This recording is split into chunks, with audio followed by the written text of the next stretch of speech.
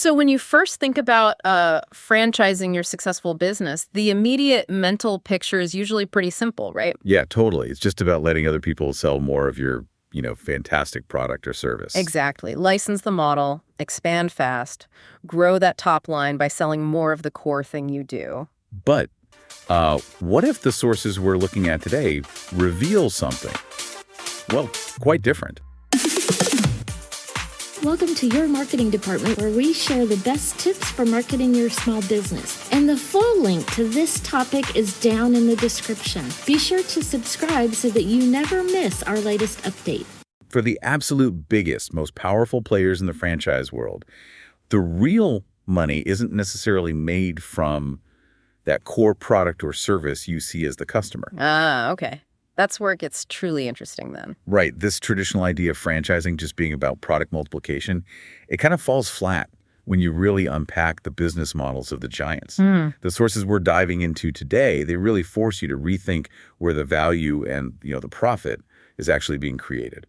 Absolutely. And that is our mission in this deep dive, to uncover those surprising, often hidden revenue streams. The ones that are the true engines fueling the success of top franchises like McDonald's, Domino's, Subway, and Marriott. Exactly. We're pulling our insights from articles provided by Unscrewed Marketing, and we're leaning on the extensive experience of Vicky Wu. Yeah, Vicky's background working with both startups and large organizations on strategic growth, it gives a perspective that really cuts through the common assumptions about franchising. It shows you where to look for the real drivers of profitability.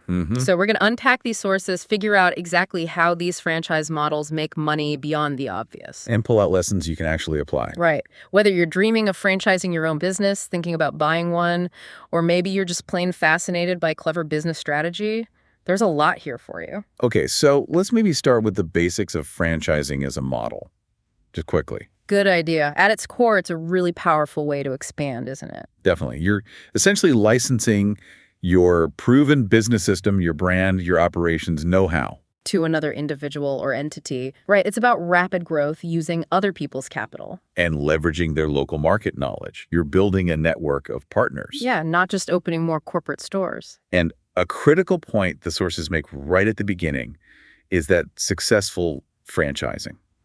It's much more sophisticated than it's just being a get-rich-quick scheme to sell more of your, widget or service. That's the first mental hurdle, maybe, rethinking it from the start. Exactly. So let's jump into some examples, because this is where the surprising truth really comes out. Take McDonald's. Okay. When you think McDonald's, you think burgers, fries, Happy Meals, right?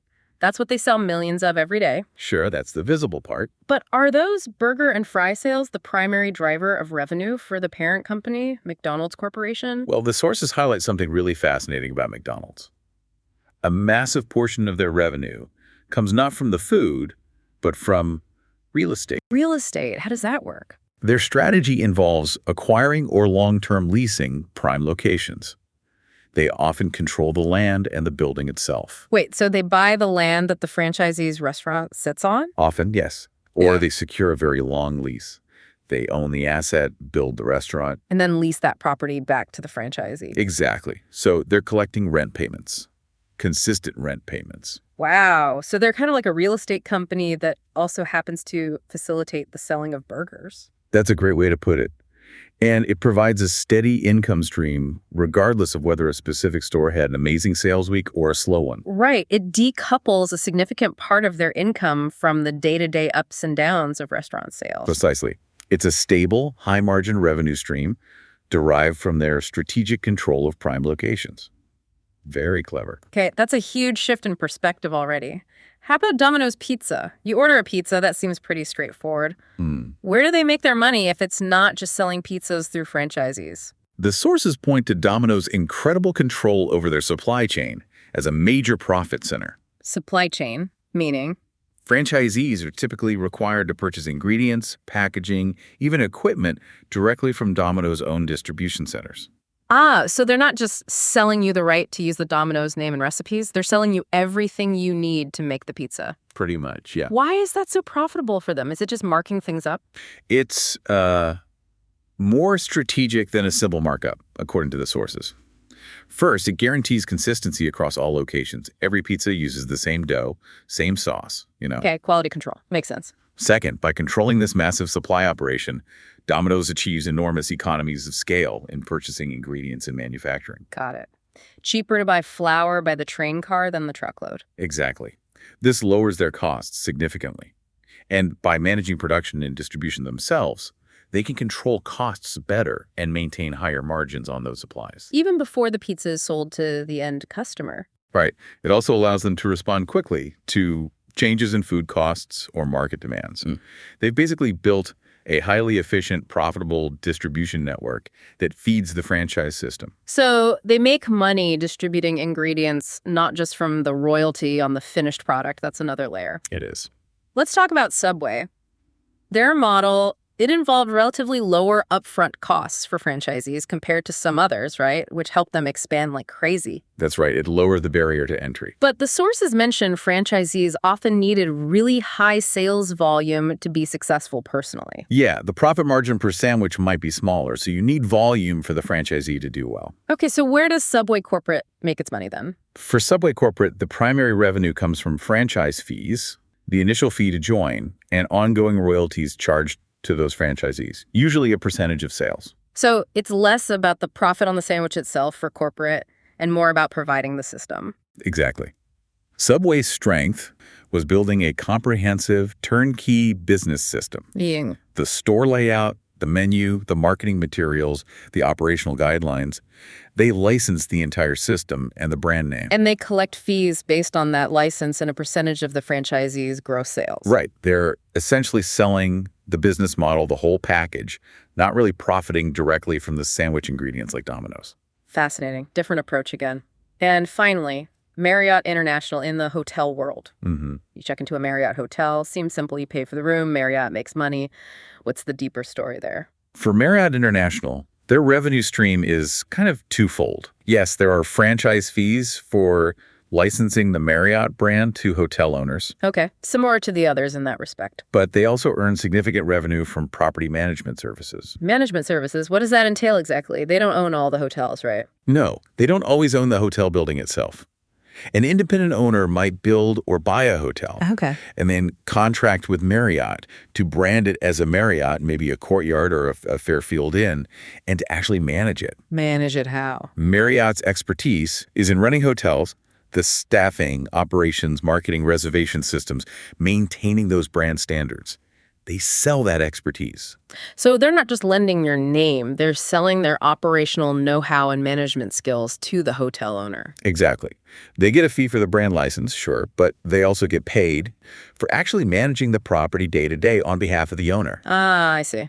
So that creates another robust revenue stream derived from their core competency in hospitality management. Right. Not just from the profit generated by guests staying in rooms at hotels they might not even own. It's a diversified approach that leverages their operational expertise as a separate service. Okay, wow. Those are some powerful examples from real estate,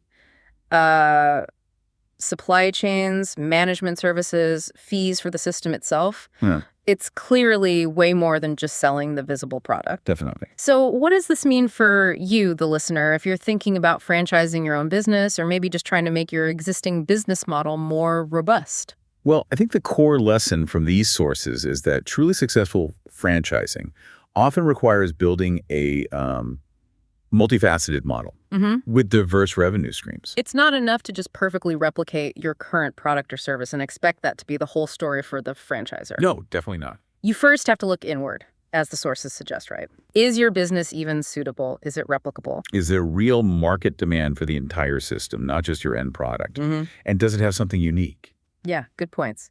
And assuming yes, then there's the essential groundwork. Oh, yeah. Legal agreements, clearly defined fee structures, navigating regulations. And building out a rock-solid operational model with comprehensive support for franchisees training, marketing guidelines, ongoing assistance, all that stuff. Absolutely crucial. Yeah. But where the strategy gets really interesting, kind of connecting back to our example, Is actively thinking about diversification from day one. yes.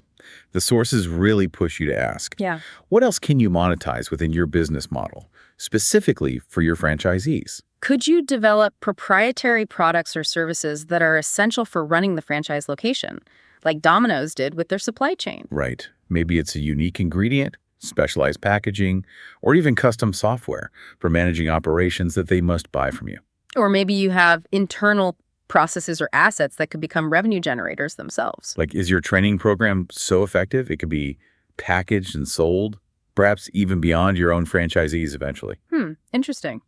Or do you have a unique piece of technology or a specific type of equipment that you manufacture or source efficiently that all franchisees could purchase directly from you? This kind of strategic planning for alternative revenue streams is just absolutely crucial for building a sustainable, long-term, successful franchise system. So it's not just about getting locations open, it's about creating an ecosystem. Exactly. An ecosystem where the parent company has multiple, often stable income channels generated by supporting that network. Of course, the sources are also clear that franchising isn't, easy money. It's a powerful path, but it comes with significant challenges. Oh, for sure. Managing multiple locations, especially as you scale, adds complexity exponentially. I can imagine. And maintaining brand consistency must be paramount. Hugely. Ensuring every single location delivers the same quality and customer experience is incredibly difficult. It requires constant effort. And since a franchisee's actions, good or bad, directly impact the entire brand's reputation, Careful selection of who you let into your system is critical. You need the right partners. along with providing them with robust, continuous support so they can succeed and uphold standards. Absolutely. Balancing that drive for rapid expansion with the need to protect and maintain brand integrity requires really careful planning and execution. It's a tightrope walk. Yeah, one that many probably falter on. So let's bring it back to the core idea we started with. The most successful franchises aren't just winning because they sell the best burger or have the nicest hotel rooms. Yeah, right. They thrive because they've built these robust, multidimensional business models. Models that generate revenue from sources far beyond that core customer-facing product or service. It's really about strategic diversification, often controlling key, less visible aspects of the business. Like real estate, the supply chain, or the operational management itself. Exactly. And these insights, as highlighted by Unscrewed Marketing and Vicky Wu's expertise, they really show that successful franchising is an exercise in strategic business design. Yeah, it looks far beyond simply replicating the front-end customer experience. So why should you, our listener, care about understanding this? Well, whether you're an entrepreneur thinking about scaling, maybe considering becoming a franchisee yourself, or perhaps you're simply curious about how some of the world's biggest companies actually make their money. Recognizing these hidden engines fundamentally changes how you view their success, doesn't it? It really does. It underlines the power of thinking creatively about every potential revenue stream within your own business, whether it's big or small. Okay, let's leave you with this thought to ponder then.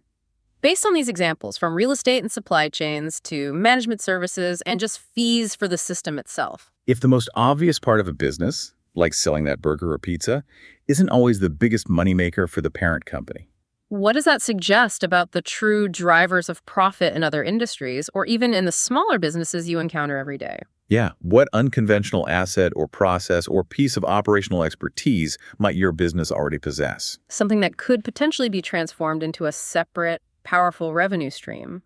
Whether you ever decide to franchise or not? Something to think about. Definitely. And if you do want to dive even deeper into the world of franchising and all its complexities, the sources pointed to some valuable resources. Right, like the International Franchise Association or Franchise Business Review. Lots of information out there if this has sparked your interest. Good places to start exploring. There's clearly a whole universe of strategy within this model. Hi, it's Vicky. This podcast is all about providing you practical, actionable advice. Your support helps keep it going. If you've found any of our tips useful, please share the podcast with a friend or colleague who could use a marketing boost. That allows me to meet my goal of getting solid marketing advice into the hands of even more entrepreneurs. Thanks for your help in growing the community together.